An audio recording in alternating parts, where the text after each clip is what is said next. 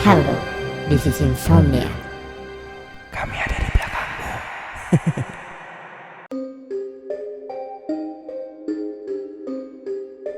Halo, aku Fani. Aku punya pengalaman seram saat aku menginap di rumah teman yang ada di wilayah Garut, Jawa Barat saat masa SMP lalu. Tahun 2010, aku libur ujian akhir semester. Aku dan 2 orang teman dekatku yang bernama Nisa dan Tia sudah berencana akan menginap di rumah Nisa di hari Sabtu. Aku akan menginap di sana selama 1 malam saja, karena orang tuaku tidak mengizinkan untuk menginap lebih lama. Aku pergi ke rumah Nisa diantar oleh ayah, dan sekitar 30 menitan aku tiba di rumahnya. Rumah Nisa tidak ada pagar, hanya ada halaman luas di depan rumahnya. Memang, kalau rumah-rumah di sini, kulihat jarang ada yang berpagar. Ketika aku sudah turun dari motor, ayah berpesan padaku untuk selalu bertingkah sopan di rumah Nisa. Aku mengangguk, dan kemudian ayah pun kembali pulang ke rumah.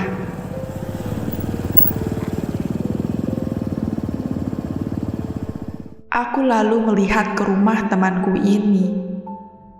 Di dalamnya ada teras yang ditopang oleh 4 tiang berjajar. Jarak masing-masing tiang dibikin tempat duduk panjang yang terbuat dari semen. Cat dindingnya berwarna oranye, dan terdapat 2 jendela kaca buka tutup di sisi kanan dan sisi kiri. Masing-masing jendela itu ditutup oleh gorden biru. Tiba-tiba perhatianku berpusat ke jendela kiri. Di sana ada seorang perempuan yang ngintip, dan ia melihat ke arahku. Rambut perempuan itu panjang. Ia tersenyum padaku, tapi kemudian pandanganku teralihkan oleh Nisa yang sudah berdiri di pintu masuk. Ia melambaikan tangannya untuk menyuruhku masuk ke dalam. Aku lantas mendekati rumahnya sambil menggendong ransel yang berisikan baju ganti. Di depan pintu, Nisa melihatku dengan senyumnya yang lebar. Ia langsung menggandeng tanganku dan menuntunku untuk masuk ke dalam kamarnya. Rupanya, dia sudah tidak sabar untuk bermain bersama. Tapi langkah kami terhenti saat seorang ibu berparas cantik mendekati kami. Aku pun salim kepadanya, karena aku tahu kalau itu adalah ibunya Nisa. Aku sudah sering ketemu dengannya di sekolah. "Ayo Van, kita masuk ke kamar," ucap Nisa yang pergi mendahuluiku. Aku mengikutinya dari belakang, sambil berjalan perlahan melihat ke sekitar.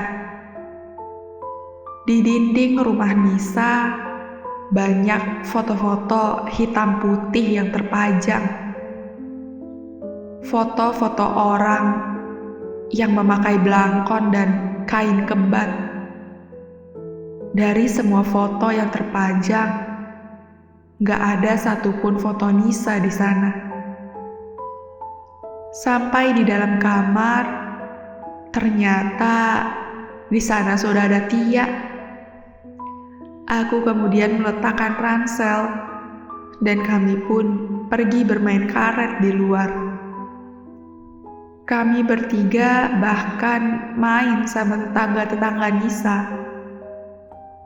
Sampai akhirnya asik bermain, tak terasa waktu sudah pukul 5:30 sore.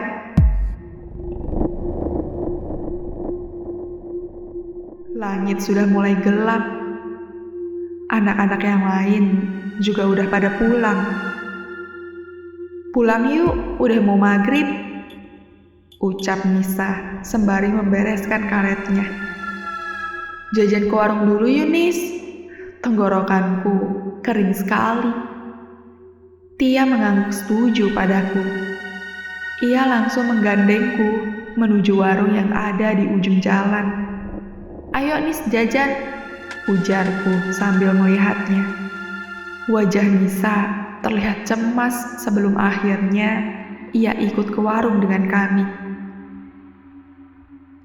Saat menuju warung, kami bertiga jalan berdampingan. Aku di tengah, Tia di sebelah kananku, dan Nisa sebelah kiriku. Tia tak henti-hentinya tertawa mendengar leluconku. Tapi aku perhatikan Nisa. Dari tadi, ia hanya diam saja. Saat kutanya ada apa, ia cuma membalas, Enggak ada apa-apa. Kita mending cepetan deh jalannya." Kami bertiga akhirnya mempercepat langkah kami sampai akhirnya tiba di warung. Aku dan Tia pun memilih jajanan. Hingga terdengar ada suara azan maghrib. "Nis, kamu gak jajan?" tanya Tia. Nisa hanya menggeleng. Ia berdiri di luar warung, menggigitkan jari-jari tangannya sambil melihat ke jalanan. "Nis, kamu kenapa sih? Dari tadi kok kayak cemas gitu?" tanya aku. "Nggak apa-apa, udah selesai jajannya.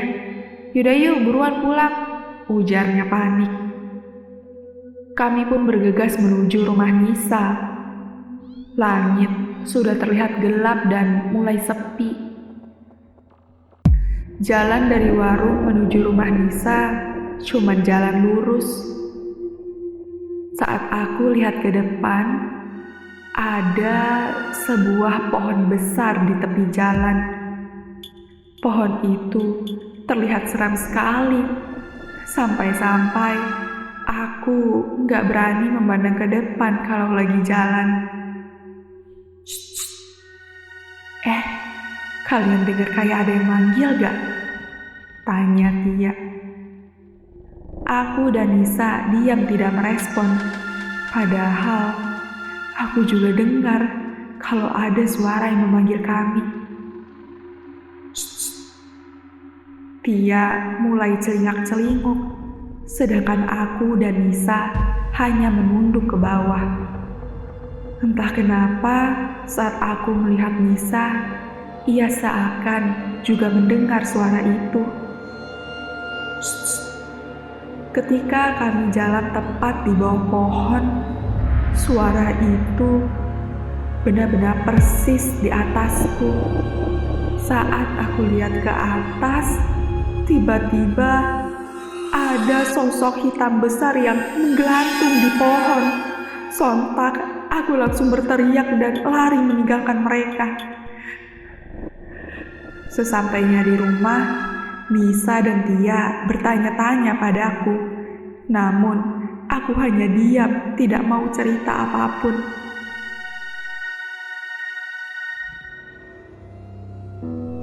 Ketika kami bertiga sudah masuk ke dalam rumah, ibunya Nisa melihat kami dan langsung mengomeli kami bertiga. Ia marah dengan kami lantaran kami pulang terlalu malam. Setelah itu, kami pun masuk ke dalam kamar Nisa. sedangkan Nisa pergi mandi. Jantungku masih berdegup cepat mengingat sosok yang aku lihat tadi. Aku lalu merebahkan badanku di atas karpet, di mana posisi kepalaku menghadap Tia yang sedang potong kuku persis di sebelah pintu kamar.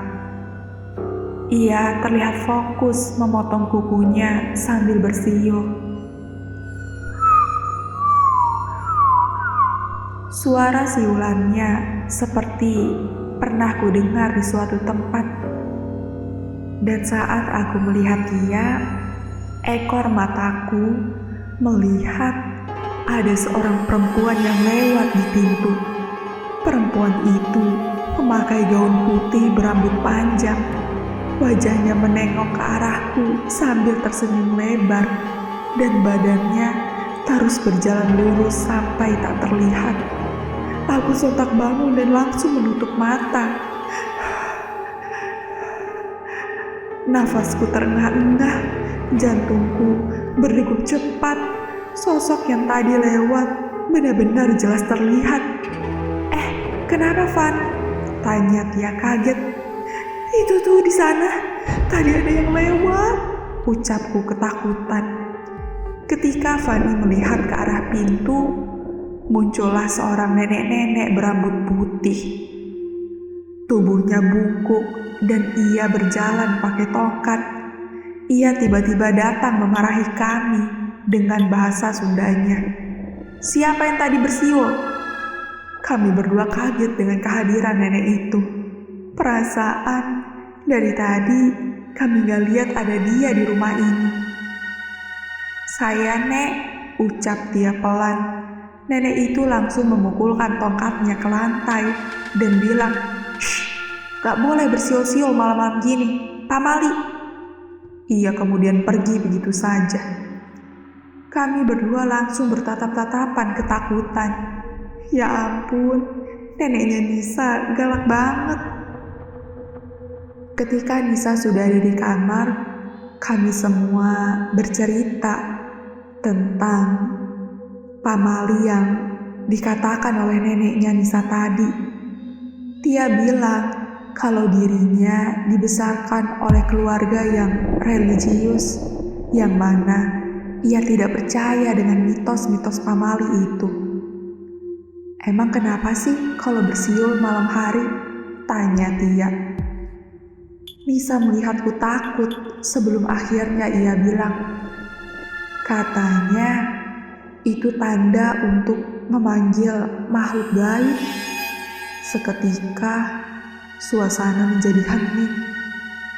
Tia menatap kami berdua. Kok jadi pada tegang gini? Santai aja kali. Yang kayak gituan dipercaya. Kita tuh harus berani, ujar Tia. Ia lantas izin untuk pergi ke kamar mandi. Tinggallah aku dan Nisa di kamar. Kalau kamu gimana, Van? Percaya nggak sama pamali? Tanya Nisa. Aku cuma tersenyum takut. Sampai sekarang, aku masih belum berani bilang ke Nisa tentang dua sosok yang aku lihat tadi. Pukul 8 malam, kami bertiga nonton bersama di kamarnya Nisa. Namun, sebelum memulai nonton, Tia menyempatkan untuk lanjut memotong kukunya yang belum selesai. Tapi tiba-tiba dengan cepat, Nisa langsung mengambil gunting kukunya dari Tia. Tia, kamu gak boleh gunting kuku malam-malam tahu, pamali, ucap Nisa. Tia yang gak tahu apa-apa meminta maaf. Ia sempat berbisik kepadaku, apa karena Nisa tinggal bareng neneknya ya? Jadi rumahnya banyak pamali gini. Aku tidak merespon apapun. Kami semua pun mulai menonton film. 1 jam berlalu, aku meminta Tia untuk nganterin ke kamar mandi karena aku masih merasa takut. Kemudian, di jalan menuju kamar mandi, Tia bertanya padaku, "Van, tadi kan kata Nisa kalau motong kuku malam-malam itu pamali. Emang pamali kenapa?" tanyanya. "Katanya sih bakal ada yang meninggal," ucapku. Tia melihatku serius. Ia tampaknya juga ketakutan. Selesai dari kamar mandi, kami melewati sebuah kamar yang pintunya setengah terbuka. Kamar itu gelap, tapi di dalamnya kami mendengar suara aneh. Suaranya seperti suara nafas yang terengah-engah. Karena penasaran, aku dan Tia mengintip ke dalam. Di pojok sana ada sebuah ranjang yang ditiduri oleh neneknya Nisa. Itu neneknya Nisa kenapa?" tanya Tia dengan panik. Nenek itu sedang tertidur, tapi badannya bergerak-gerak. Nafasnya terengah-engah sampai menimbulkan suara. Lalu saat kami melebarkan pintu sampai terbuka penuh, aku benar-benar terkejut. Ada sosok perempuan berambut panjang. Sosok itu sedang duduk berlutut di atas dada nenek itu. Ya Tuhan, tubuhku merinding hebat. Sosok perempuan itu tertawa cekikikan di hadapan nenek. Saat lampu dihidupkan oleh Tia, sosok itu menghilang seketika. Tia langsung goyang-goyangkan badanku dengan panik. Van, cepetan panggilin Nisa." Aku masih terdiam membeku. Kakiku benar-benar lemas dan tidak bisa digerakkan. Tia lantas memanggil Nisa sendiri karena melihatku yang diam saja. Lalu kemudian datanglah Nisa, ibu, dan Tia. Mereka kemudian masuk ke dalam kamar dan mendekat ke nenek. Ya ampun, kejadian malam itu benar-benar tegang sekali. Singkat cerita, nenek dibawa ke rumah sakit yang akhirnya terselamatkan dengan baik. Dokter bilang katanya nenek terkena serangan jantung. Ya Tuhan, padahal malam itu aku jelas-jelas melihat bahwa ada makhluk yang menindihnya. Beberapa hari setelahnya, Tia menghampiriku.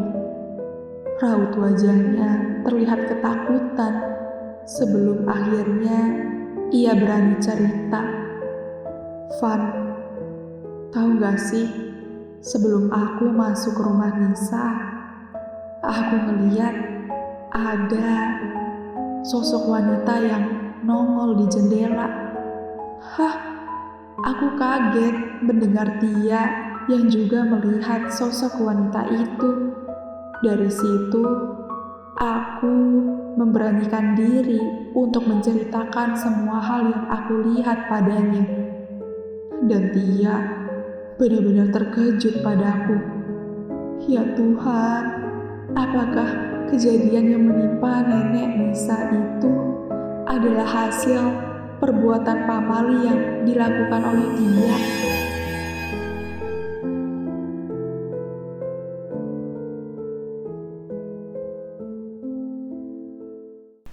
Gimana penonton untuk konten kali ini? Menurut kalian cerita ini nyata atau tidak? Jangan lupa tulis cerita horor kalian di kolom komentar.